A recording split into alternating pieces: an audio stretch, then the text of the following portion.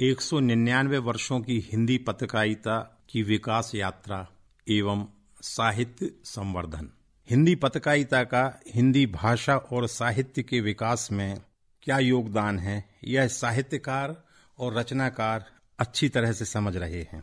हिंदी पत्रकारिता का उत्थान का काल भारत तेंदु युग के पूर्व ही समाप्त हो चुका था। यह तथ्य भी सर्वविदित है कि हिंदी के प्रथम समाचार पत्र उदंत मार्तंड जो 1826 को प्रकाशित हुआ, यह कलकत्ते से प्रकाशित हुआ। इसके बाद हिंदी के अनेक समाचार पत्रों के प्रकाशन का सिलसिला प्रारंभ हुआ।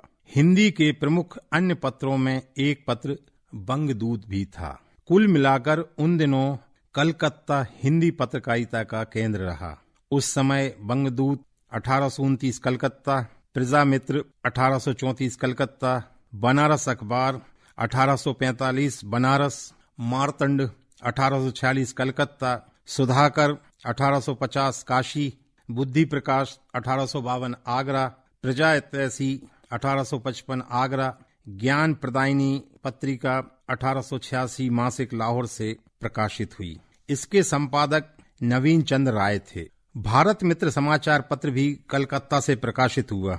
इसके संपादक बाल मुकुंद गुप्त थे। जैसा सर्वविदित है कि हिंदी का प्रथम समाचार पत्र जो दैनिक था वह कलकत्ते से प्रकाशित हुआ। यह पत्र हिंदी और बंगला भाषाओं में प्रकाशित होता था।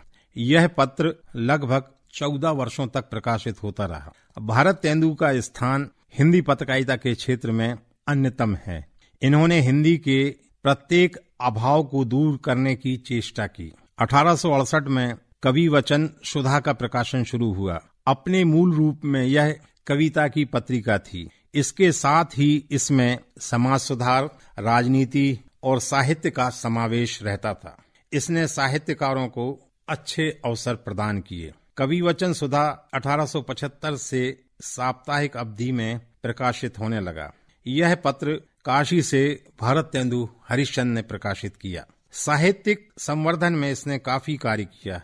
मूल रूप से यह कविता की पत्रिका थी। कविता के साथ साथ यह समाज सुधार एवं साहित्य संवर्धन की दिशा में भी सक्रिय रही।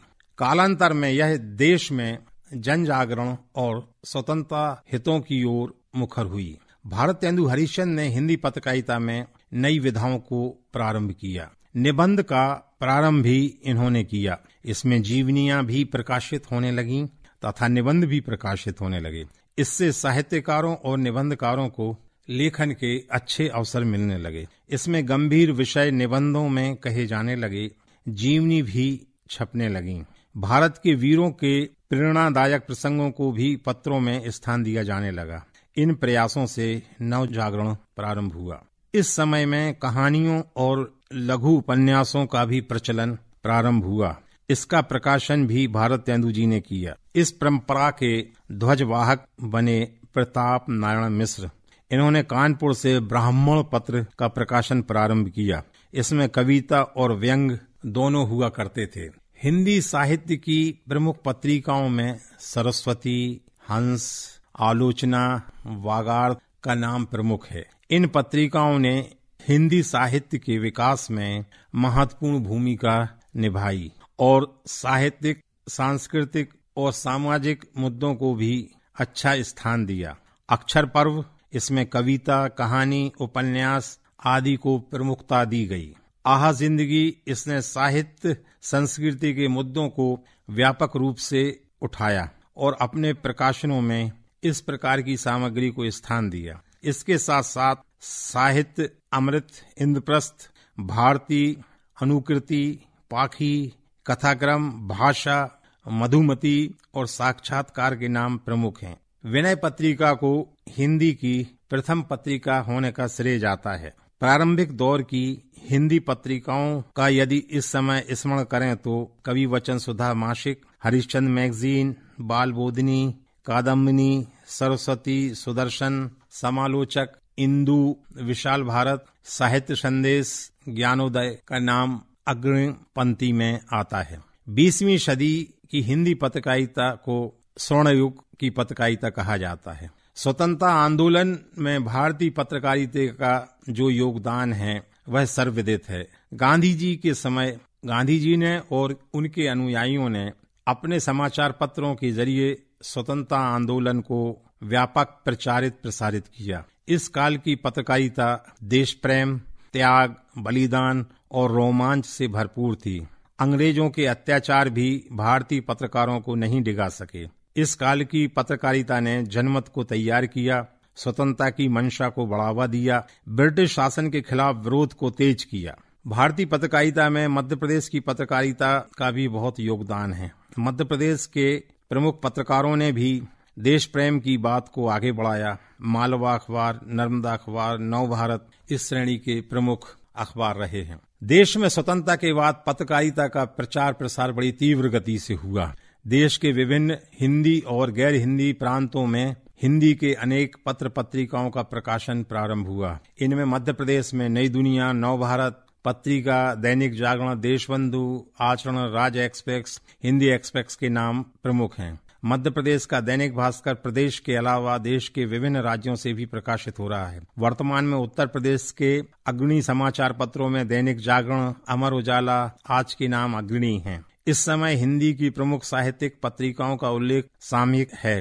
हंस, कथादेश, नया ज्ञानोदय, पहल, वागार्थ। आज ऑनलाइन पत्रिकाओं का भी प्रचलन बढ़ा है।